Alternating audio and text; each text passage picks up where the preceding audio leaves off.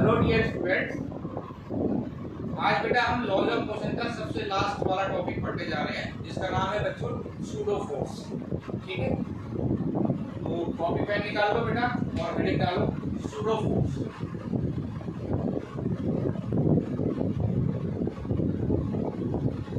तो बेटा pseudo force को समझने से पहले हमें पता होना चाहिए कि कितने तरह के फ्रेम्स होते हैं। तो बेटा दो तरह के फ्रेम्स होते हैं जनरली। पहला फ्रेम होता है हमारा इनर्शियल फ्रेम, इनर्शियल फ्रेम, और दूसरा होता है बेटा नॉन इनर्शियल फ्रेम।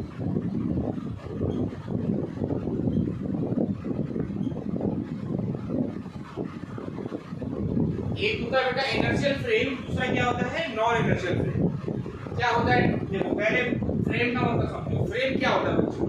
फ्रेम का मतलब है बेटा जहां से हम किसी चीज को ऑब्जर्व कर रहे हैं, पॉइंट ऑफ ऑब्जर्वेशन, उसको बोला जाता है फ्रेम, राइट। अब इनर्शियल फ्रेम का मतलब है बेटा जहां से हम चीज को ऑब्जर्व कर रहे हैं वो वाला फ्रेम। फ्रेम या तो वो रेस्ट में है, frame which is at rest, और मूविंग विद कांस्टेंट वेलोसिटी। समझ रहे बेटा? या तो वो फ्रेम जहां से हम चीज को ऑब्जर्व कर रहे हैं, या तो वो चीज रेस्ट में है, ऑब्जर्वर मतलब रेस्ट में है, या फिर वो कांस्टेंट वेलोसिटी से चल रहा है। तो ऐसे फ्रेम को हम क्या बोलते हैं बच्चों? Inertial frame. यानी इस फ्रेम का एक्सीलरेशन क्या आएगा बेटा? 0। ठीक है ना? तो अभी तक हमने जितने भी क्वेश्चंस किए हैं बेटा वो सारे इनर्शियल फ्रेम से किए। यानी इस इनर्शियल फ्रेम में न्यूटन्स लॉज, इस वाले फ्रेम में बेटा न्यूटन्स के लॉज वैलिड होते हैं। अब नॉन इनर्शियल फ्रेम क्या होता है बच्चों? तो नॉन इनर्शियल फ्रेम एक तरह से नया टॉपिक हो गया आज के लिए बेटा। नॉन इनर्शियल फ्रेम का मतलब ऐसा फ्रेम जो खुद एक्सीलरेट हो रहा है, यानी उसका खुद का एक्सीलरेशन है। यानी ऐसा फ्रेम जिसका एक्सीलरेशन क्या है बेटा? 0 नहीं। यानी वो ऑब्जर्वर जिस फ्रेम में बैठा हुआ है वो ऑब्जर्वर खुद चल रहा है ये एक्सीलरेशन से। ठीक है ना? तो नॉन इनर्शियल फ्रेम, इसमें न्यूटन्स लॉज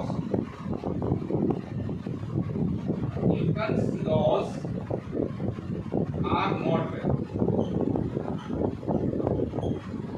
इसमें बेटा न्यूटन्स के लॉज वैलिड नहीं होते। अगर हमें न्यूटन्स के लॉज को इसमें वैलिड कराना है तो हम क्या करते हैं? सूडो फोर्स की इसमें सूडो फोर्स लगा देते हैं। तो अब पहले सूडो फोर्स क्या होता है इसको हम समझते हैं।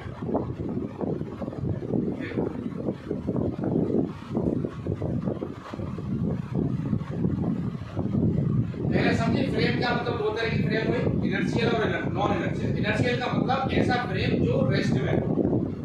ठीक है ना? देखो जैसे देखो बेटा यहाँ पर एक बस है, इसमें एक ऑब्जर्वर बैठा और ये बस ए एक्सीलरेशन से जा रही है ना। और यहाँ पर बेटा एक ऑब्जर्वर है O1, समझो ये है, राइट। और यहाँ पर एक 3 है, ये पेड़ है, ये पेड़। अच्छा अब आप मुझे बताओ बच्चों, O1 जो ऑब्जर्वर है ये ग्राउंड पर खड़ा हुआ है ना? ग्राउंड पर खड़ा हुआ है बच्चों, तो इसका एक्सीलरेशन कितना है? 0। तो ये फ्रेम कैसा हुआ बच्चों? इनर्शियल, यानी इसका एक्सीलरेशन 0 है बच्चों। जबकि ये जो ऑब्जर्वर है ये बस में बैठा हुआ है और बस ए एक्सीलरेशन से जा रही है, तो ये ऑब्जर्वर भी ए से जा रहा है। इसका मतलब ये कैसा फ्रेम है बेटा? Non inertial. ये है नॉन इनर्शियल और ये है इनर्शियल। ठीक है? अब हम इन दोनों ऑब्जर्वर से पूछते हैं इस ट्री के बारे में। ट्री के बारे में कमेंट करो। तो O1 ऑब्जर्वर क्या बोलेगा कि भाई ट्री तो रेस्ट में है। O1 ऑब्जर्वर क्या बोलेगा बेटा कि ट्री रेस्ट में है। जबकि O2 ऑब्जर्वर, क्योंकि बस इधर जा रही है, तो आप देखते हैं कि जब हम बस में या ट्रेन में बैठे होते हैं तो जो सामने वाली चीज है वो हमें पीछे जाती दिखाई देगी। जैसे अगर बस ऐसे जा रही है तो इस ऑब्जर्वर को ये ट्री की तरफ जाता दिखाई देगा बच्चों, पीछे की तरफ होता है ऐसे। जैसे अगर हम बस इधर से जा रहे हैं तो सामने जो चीजें होंगी वो हमें पीछे की तरफ जाती दिखाई देगी। यानी इस ऑब्जर्वर के हिसाब से ट्री रेस्ट में है, जबकि इस ऑब्जर्वर के हिसाब से ये ट्री किधर जा रहा है बच्चों, पीछे की तरफ।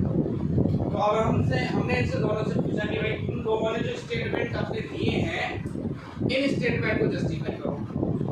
तो ओवन क्या कहता है कि भाई ओवन कहता है कि अगर किसी बॉडी पर लगने वाला फोर्स 0 है, अगर फोर्स 0 है तो एक्सेलरेशन भी 0 होगा। तो इसने कहा कि इस ट्री पर कोई फोर्स नहीं लग रहा, कोई फोर्स है ही नहीं इसमें, इसलिए ये ट्री किसमें है बच्चों, रेस्ट में है।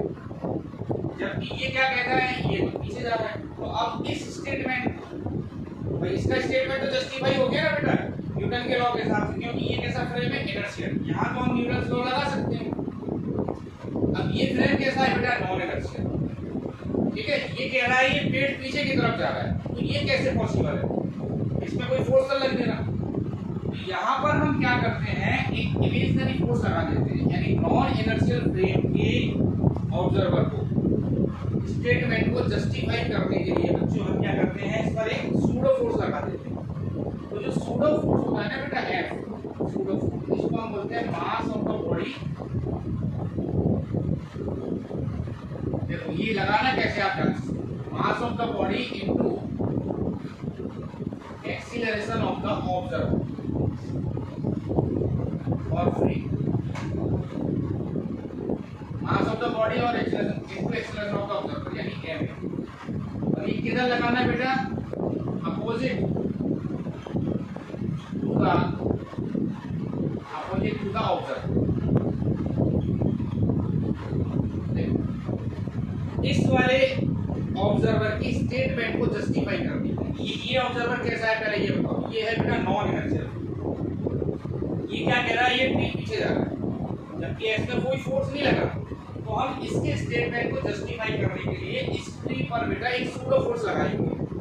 सूडो फोर्स कितना लगेगा, मास of the body into acceleration of the observer, यानी इस ट्री का मास अगर m है समझो, तो इस पर हमें एक सूडो फोर्स लगाना है बेटा m। ध्यान रखना, मास किसका लेना है, बॉडी का, और ये किसका लेना है बेटा, ऑब्जर्वर का। ऑब्जर्वर ये है, इसमें ऑब्जर्वर राइट में जा रहा है, तो पीछे की तरफ फोर्स लगा दो, लेफ्ट साइड में लगा दो, तो F इक्वल टू एम। ये आ गया इसका सूडो फोर्स। अब इस पर एक फोर्स लग गया F इक्वल टू एम, है ना। तो हम कह सकते हैं कि एम फोर्स लगने की वजह से ये ट्री लेफ्ट साइड में मूव कर रहा है। तो इसका स्टेटमेंट भी जस्टिफाई हो गया। यानी बेटा हम क्या करते हैं, नॉन इनर्शियल फ्रेम में स्टेटमेंट, नॉन इनर्शियल फ्रेम के ऑब्जर्वर को जस्टिफाई करने के लिए इसमें हम क्या करते हैं बेटा, सूडो फोर्स लगा देते हैं। क्लियर हुआ। चलो एक एग्जांपल और लेते हैं बेटा।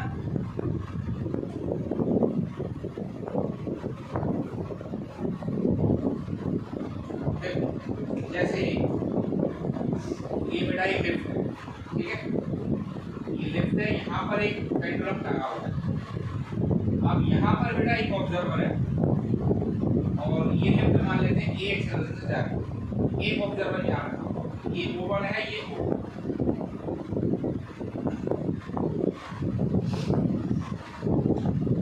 अब ये लिफ्ट बेटा ऊपर जा रही है। अब हमसे दोनों से पूछा कि भाई दोनों ऑब्जर्वर अपने अपना स्टेटमेंट बताओ कि इसमें टेंशन कितना है। हमें बताना है टेंशन इन द स्ट्रिंग कितना आएगा,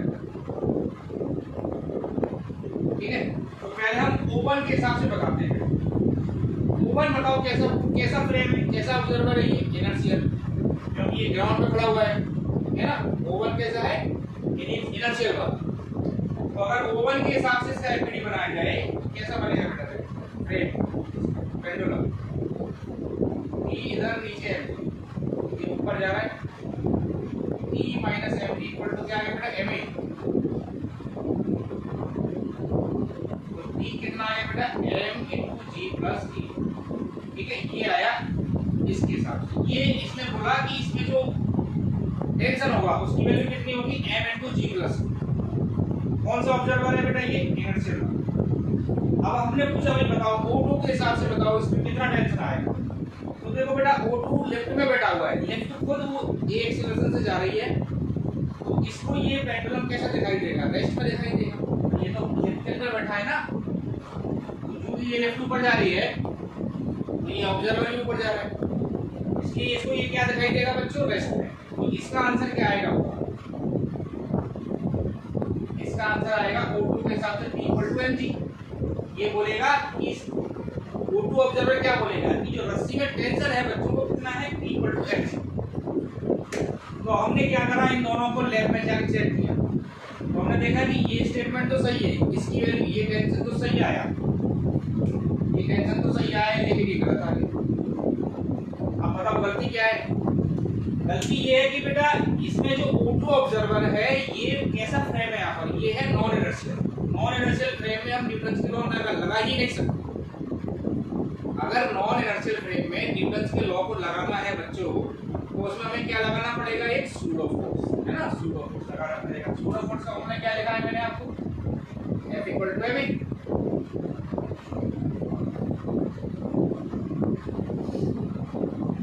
तो देखो O2 के हिसाब से अगर मैं इसका एफ बनाऊं तो P तो लग रहा है बेटा ऊपर, नीचे लग रहा है P।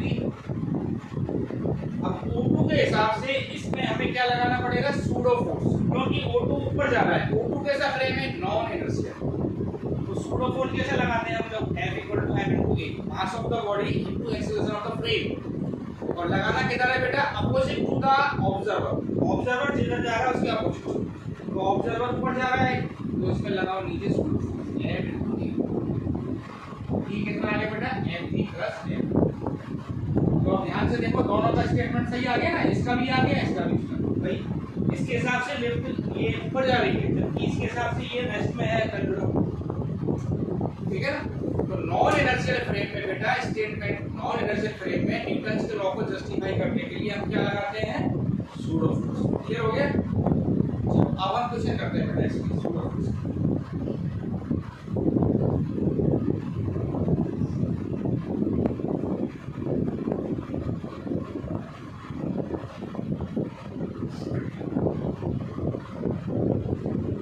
देखो बेटा सबसे पहला एग्जांपल लेते हैं, एग्जांपल नंबर 1।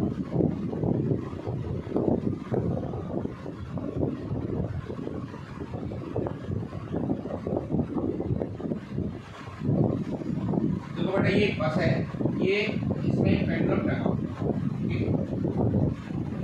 बस ने एकदम से चलना स्टार्ट किया सीधा ये एक्सेस। तो अब मुझे बताओ जैसे ही बस आगे जाएगी तो पेंडुलम किधर जाएगा बेटा, पेंडुलम पीछे हो जाएगा, है ना। बस जैसे आगे जाएगी पेंडुलम किधर जाएगा, पीछे की तरफ, पीछे की तरफ पेंडुलम आएगा। और ये थीटा एंगल पर आके बेटा इक्विलिब्रियम में आ गया, है ना, इक्विलिब्रियम में आ गया। तो अब हमें बताना है कि थीटा की क्या वैल्यू हो, है ना,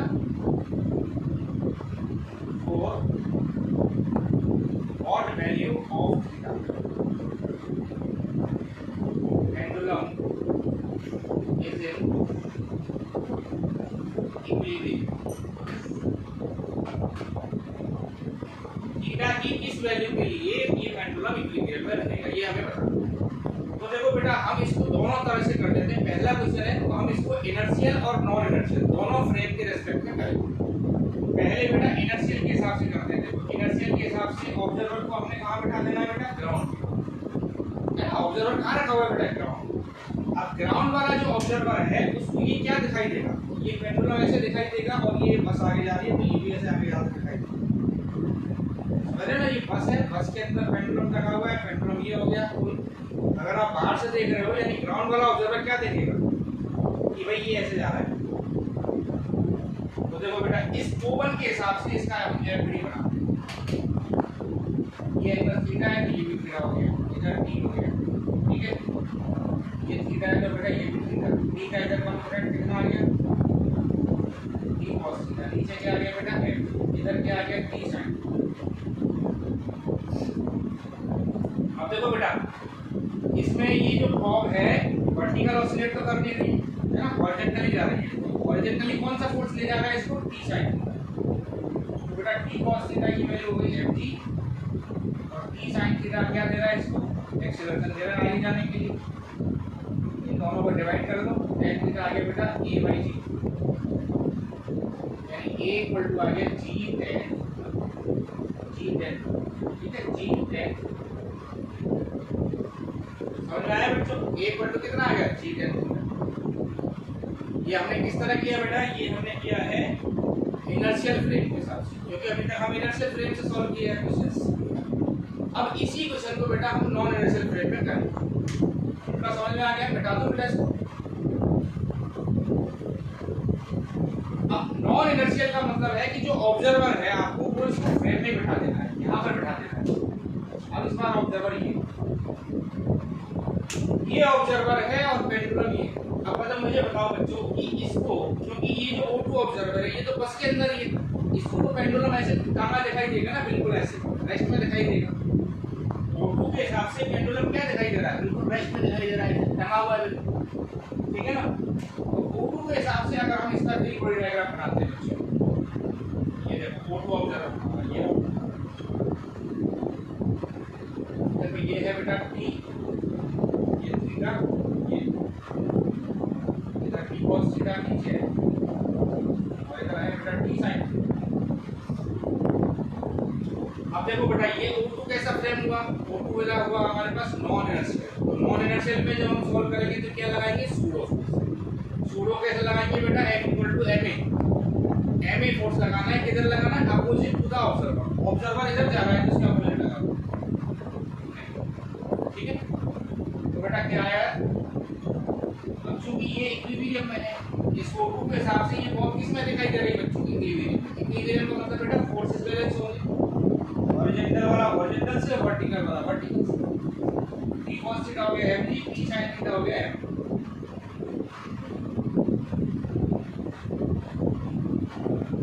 इनको डिवाइड कर दो, tan थीटा हो गया a/g।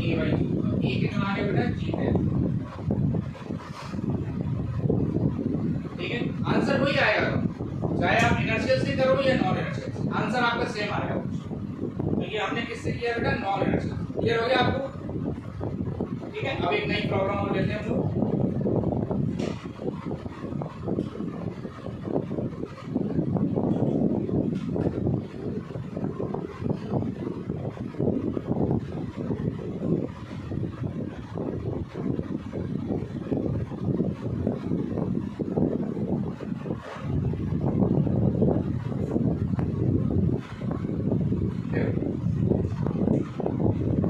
बेटा ये एक बस है, ठीक है, और बस में हमने एक इंक्लाइंड प्लेन है, यहाँ पर एक ब्लॉक रखा,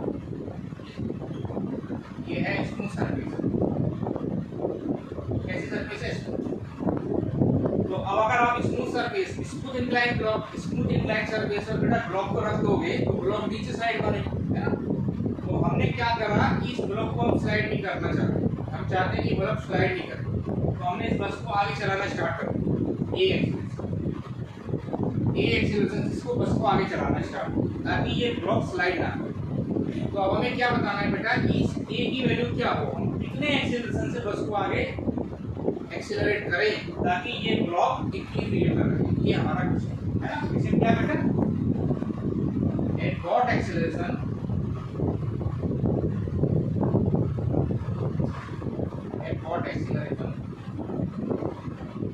bus started so that block remains in equilibrium.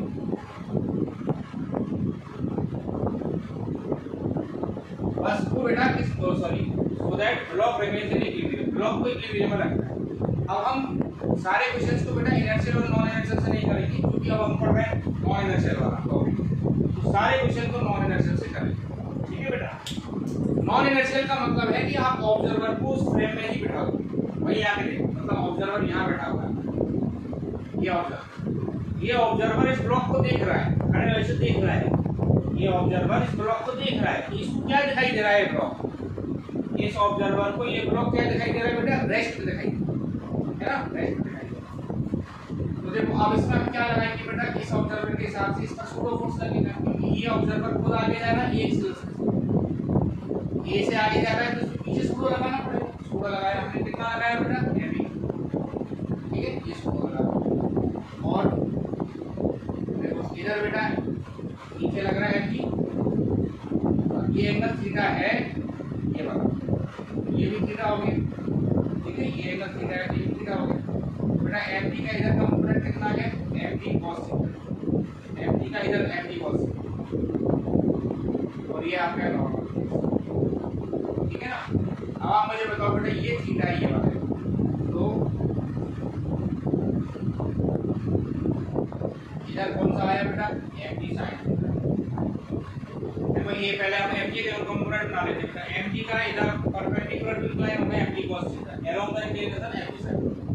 अब हमने एम ए इस एम ए के कंपोनेंट बनाने हैं, तो एम ए क्योंकि एम जी साइन थीटा इसको नीचे घसीटेगा और हमें इसको इक्विलिब्रियम में रखना है क्योंकि इसको रेस्ट में दिखाई दे रहा है। तो एम जी साइन थीटा के अपोजिट में भी तो कोई दूसरा फोर्स होगा, वही तो इसको रेस्ट में रखेगा। तो हम क्या करेंगे इसमें एम ए के कंपोनेंट बनाएंगे।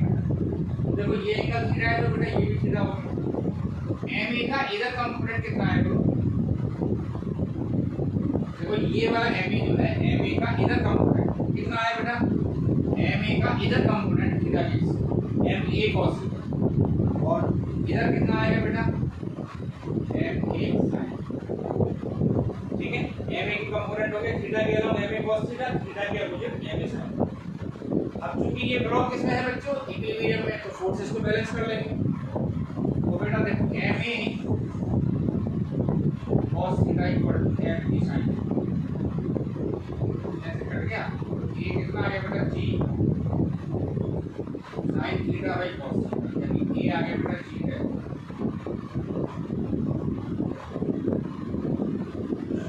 ये कितना आ गया बेटा जी है, समझ आ गया आपको। अच्छा इसी क्वेश्चन में अगर आपसे पूछे कि जो इंक्लाइंड प्लेन इस ब्लॉक पर कितना फोर्स लगाएगा, force exerted by inclined plane on the block, ये इंक्लाइंड प्लेन इस ब्लॉक पर कितना फोर्स लगाएगा बेटा, एन की वैल्यू करो, एन कितना है तो वर्टिकल इंक्लिनेशन में होगा, एन को लेंगे m a sin theta plus m g cos, ठीक है ना, m a sin theta m a की वैल्यू कितनी पुट करते हैं बेटा थीटा थीटा, ठीक है, into sin plus m g cos theta. समझ में आ गया ना बच्चों।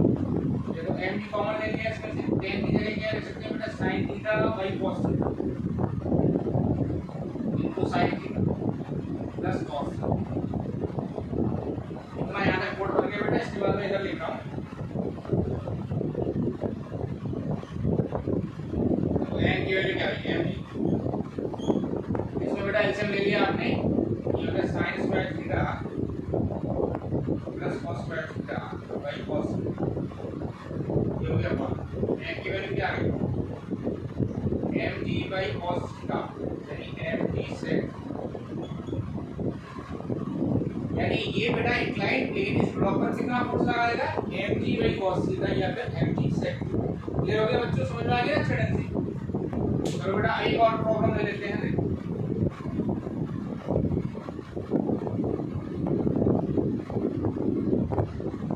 अगला क्वेश्चन देखते हैं बेटा,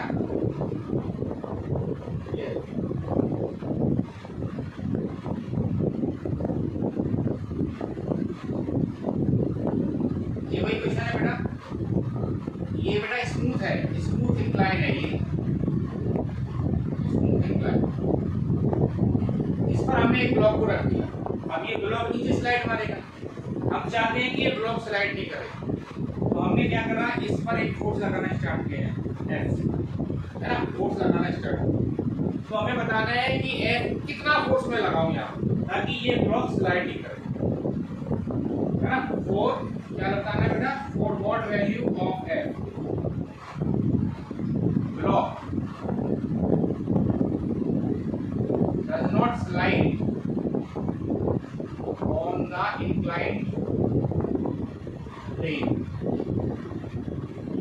इस पर कितना फोर्स में लगाऊं ताकि ये इंक्लाइंड प्लेन पर स्लाइड नहीं करे। समझ गए ना बेटा, नीचे भी स्मूथ है। तो मान लेते हैं अगर ये इसका मास इंक्लाइंड प्लेन का मास मान लेते हैं बेटा m। अब अगर ये एक स्लाइड नहीं कर रहा है, ये अगर ये ब्लॉक इसमें स्लाइड नहीं कर रहा, मतलब इन दोनों में रिलेटिव स्लिपिंग नहीं हो रही, तो इसको हम एक ऐसे सिस्टम मान लेते हैं, पूरे को ऐसे बंद ब्लॉक मान लिए, पूरा सिस्टम एक साथ चलेगा ना। देखो ये स्लाइड तो कर नहीं रहा, तो ये दोनों चिपक गए एक तरह से, तो ये जो F होगा ना बेटा ये दोनों को एक साथ आगे पुश करेगा, तो F की वैल्यू क्या होगी ए, एफ की वैल्यू क्या होगी बच्चों, एफ प्लस एम इंटू ए। अब आपने देखा कि यहाँ पर इस वाले ब्लॉक के लिए दोबारा से अगर हम बनाए यहाँ पर कोई कहानी बनेगी, इधर क्या लगेगा एम की साइन थीटा, नीचे हमें सूडो फोर्स लगाना पड़ेगा। तो इसका इधर कंपोनेंट कितना है, हमने निकाला था ना m a cos theta, m a cos theta equal to कितना बेटा एम जी साइन थीटा। ये कितना आ गया जी टेन, क्या डालो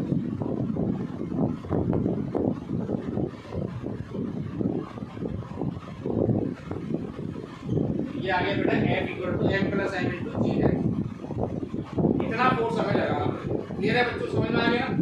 तो आप ध्यान से देखो, जितने भी हॉरिजॉन्टल वाले सूडो फोर्स के क्वेश्चंस होंगे ना बच्चों, उसमें 99% उनका आंसर आएगा ए इक्वल टू जी टेन। 100% नहीं, 99% जितने भी हॉरिजॉन्टल वाले क्वेश्चंस होंगे सूडो फोर्स वाले, उनका आंसर क्या आएगा बच्चों, A equal to G tan theta.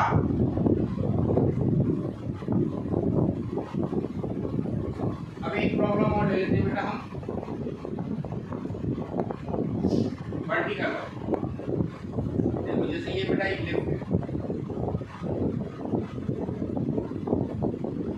ये लिफ्ट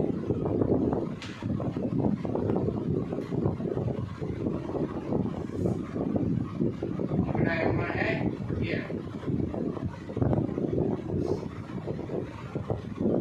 ठीक है। और ये लिफ्ट मान लेते हैं G/2 एक्सेलरेशन से ऊपर जा रही है, ठीक है बच्चों। मान लेते हैं M1 है क्या है, तो हमें क्या बताना है बच्चों इसमें कि टेंशन कितना आएगा, है ना, tension in the string, tension in the string, ये वाली रस्सी में कितना टेंशन आएगा ये हमें बताना है। तो बेटा इसको हम कौन सी तरह से करेंगे, नॉन इनर्शियल फ्रेम से। तो ऑब्जर्वर को कहाँ बिठा दो, जब भी नॉन इनर्शियल से करना है तो ऑब्जर्वर को इसी फ्रेम में बिठा दो, ये बिठा दो, ठीक है। अब लिफ्ट ऊपर जा रही है, ये ऑब्जर्वर भी ऊपर जा रहा है, ये कैसा फ्रेम हो गया बच्चों, नॉन इनर्शियल। अब नॉन इनर्शियल जैसे ही आएगा आपको पता है उसमें हमें क्या लगाना है बच्चों, सूडो फोर्स लगाना है। सूडो फोर्स कैसे लगाना है बेटा, F equal to M E, किधर लगाना है, अपोजिट टू द ऑब्जर्वर, जिधर ऑब्जर्वर जाएगा उसके अपोजिट। तो आप मुझे बताओ बेटा M1 का एफडी क्या बना, M1 जो है इसका आया T, नीचे आया M1, ठीक है, ये तो एज यूजुअल आया। अब इसमें क्या लगाना है, सूडो फोर्स लगाना है। सूडो फोर्स लगाना है बेटा M1 इंटू G/2, और ये नीचे जा रहा है, इस पूरी के रेस्पेक्ट में ये ब्लॉक नीचे जा रहा है, ये ऊपर जा रहा है। तो इसका सूडो फोर्स कितना लगा, देखो M1G और T तो एज यूजुअल फोर्सेज ही है बेटा, M1G/2 ये सूडो फोर्स लगाया आपने, क्योंकि फ्रेम किधर है, ऑब्जर्वर जा रहा है ऊपर, तो उसके नीचे लगेगा अपोजिट टू द ऑब्जर्वर। कितना फोर्स लगेगा, M1 into acceleration of the frame G/2। अब ये ब्लॉक जा रहा है नीचे, ये क्लियर हुआ। यहाँ बताओ M2 वाले का बोलो बेटा, ये T और नीचे M2, ठीक है। और इधर क्या लगाना है बेटा, M2 G/2। देखो ये ब्लॉक चाहे ये ब्लॉक ऊपर जाए या नीचे जाए, इससे कोई मैटर नहीं करता। जो सूडो फोर्स लगेगा बेटा, सूडो फोर्स हमेशा जिधर आपका ऑब्जर्वर जा रहा है उसके अपोजिट लगाना है। ऑब्जर्वर ऊपर जा रहा है तो इस फ्रेम में जितने भी एप्लीकेंस होंगे उन सारों पर नीचे की तरफ आपको सूडो फोर्स लगाना है, यानी M1 पर भी नीचे और M2 पर भी नीचे, दोनों पे नीचे लगा दिया। अब इस पुली के रेस्पेक्ट में क्योंकि M1 हेवियर है M2 से, तो ये नीचे जाएगा, ये ऊपर जाएगा, ये ऊपर जाएगा। समझ में आएगा बच्चा।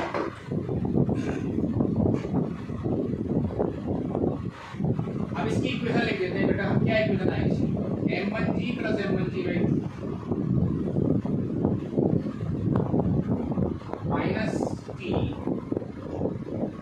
इक्वल टू क्या आ गया बेटा, M1G plus M1G/2 minus T equal to M1। यहाँ क्या आएगा बेटा, T minus M2G plus M2G/2 equal to M2G, ठीक है। अब अगर मैं इन दोनों को ऐड कर दूंगा बच्चों, तो मेरे पास क्या आएगा, P कट जाएगा, E आ जाएगा, ठीक है।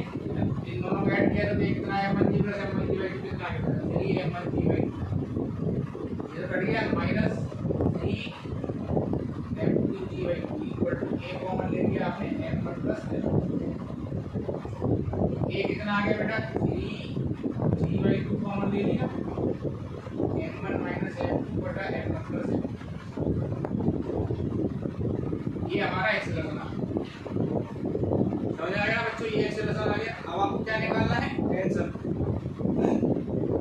किसी एक इक्वेशन में वैल्यू डाल दो आंसर आ जाएगा।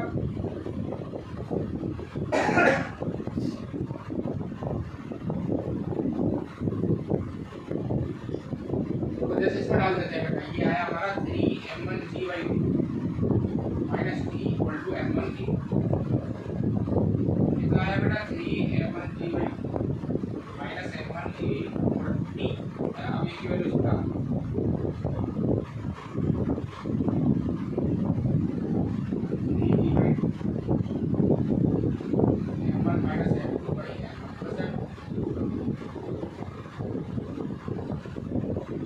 क्या कॉमन आ रहा है इसमें बेटा 3m1 g by 2 कॉमन आ रहा है 3m1 g by 2 कॉमन आ रहा है क्या रहेगा m1 minus m1 minus m2 और m1 plus equal to t 3m1 g by 2 यहाँ है m1 plus m2 minus m1 minus m2 और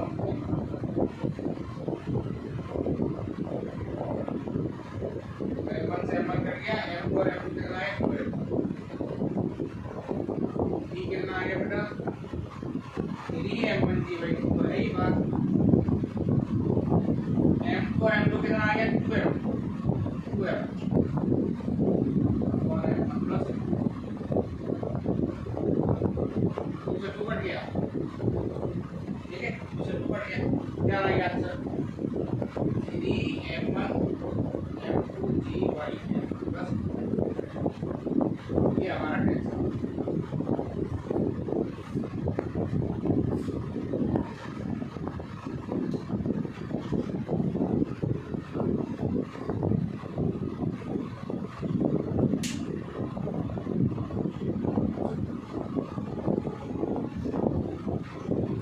आ गया बच्चों,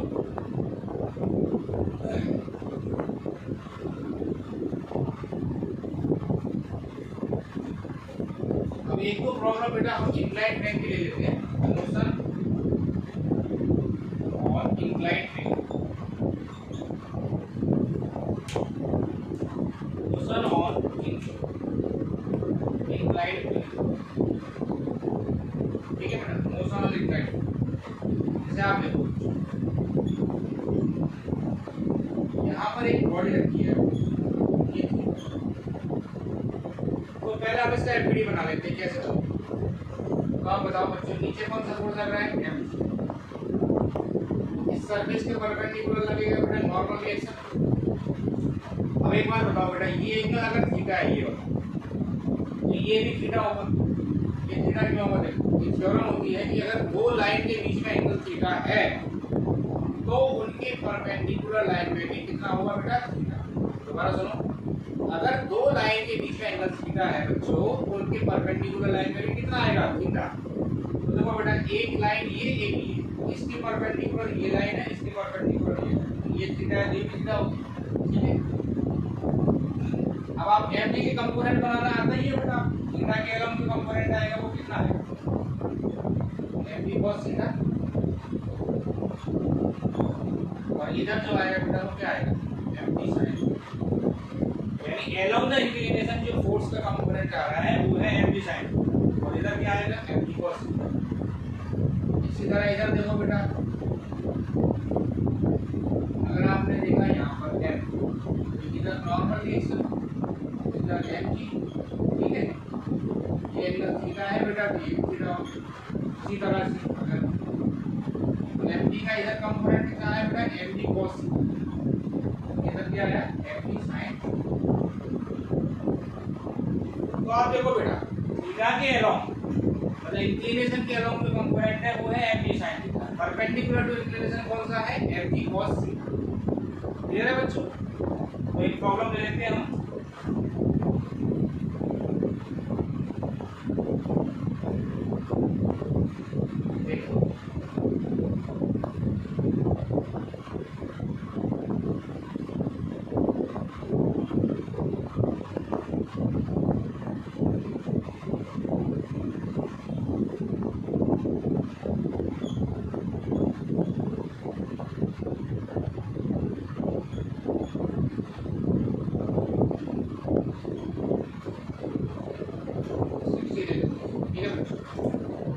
kg का या 5 kg का, हमें बताना है बेटा इसमें एक्सीलरेशन ऑफ द सिस्टम कितना है, पहली चीज है ना। दूसरा क्या बताना है बेटा, tension in the string, tension in the string कितना है। बहुत ही आसान है, ठीक है ना बच्चों। कैसे करोगे तुम, पहले इधर कौन सा फोर्स लगाना है बेटा, along the inclination 5t sin 5t sin 60 30 ले लो उसको, एक काम करते हैं 5t sin 30, ठीक है बच्चों। Along the inclination sin theta होता है तो 5t sin 30, और इधर क्या हुआ बेटा, ये हो गया बेटा 20, ये कितना आ गया 50 into 1/2, यानी 25। कौन सा फोर्स ज्यादा है बेटा, इधर वाला फोर्स ज्यादा है, इधर चलेगा सिस्टम, इधर चलेगा, ये ऊपर जाएगा। चलो बेटा इस वाले ब्लॉक की क्या इक्वेशन आएगी, ये ब्लॉक जा रहा है नीचे तो 25 minus t equal to 5t, 25 minus t equal to 5, ठीक है ना। ये किधर जा रहा है ऊपर, इसके आगे बेटा t minus 20 इक्वल टू कितना आ गया,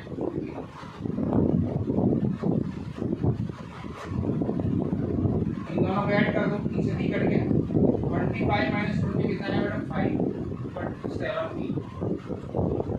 ये कितना आ गया 5/7, इसका एक्सेप्शन आ गया बेटा 5/7, ठीक है। अगर इसको हम इस पर डाल देंगे तो टेंशन आ जाएगा,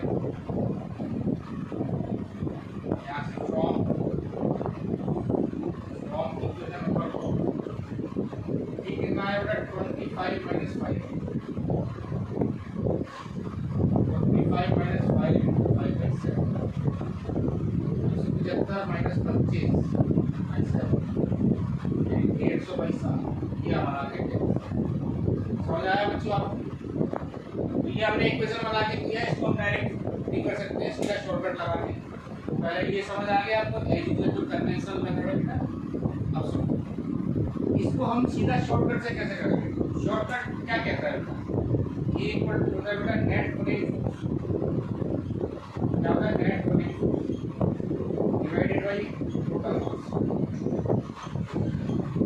बेटा नेट पुलिंग फोर्स देखो इधर 25 है, इधर 20, नेट पुलिंग फोर्स कितना है बेटा 25 minus 20, और टोटल मास कितना है 7, ये आ गया बेटा 5/7, एक्सेलरेशन आ गया हमारा 5/7। अब आपको टेंशन निकालना है तो किसी भी एक ब्लॉक की इक्वेशन बना लो, उसमें एक वैल्यू डाल दो तो टेंशन आ जाएगा। क्लियर समझ आया। एक और क्वेश्चन ले लेते हैं लास्ट,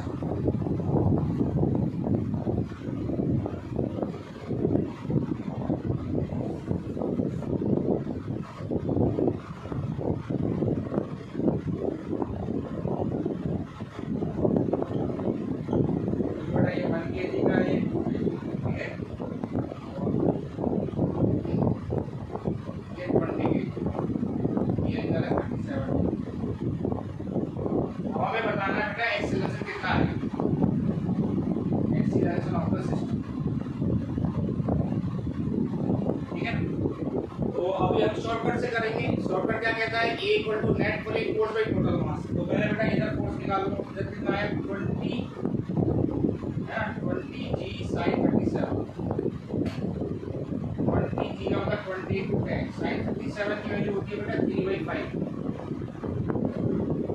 3/5 इधर 5, ये हो गया 120। इस तरफ जो फोर्स लग रहा है वो है 1, इधर कितना लग रहा है बेटा, देखो स्ट्रिंग का तो कोई मास है नहीं, 4 1 टोटल में से कितना आ गया 3, यानी 30, तो 120 से 30, इसका मतलब किधर चलेगा सिस्टम, इस तरफ, ये ऊपर चलेगा। तो एक्सेलरेशन कितना आ गया बेटा 120 minus 30 बाय टोटल मास, 20 और 2 वाले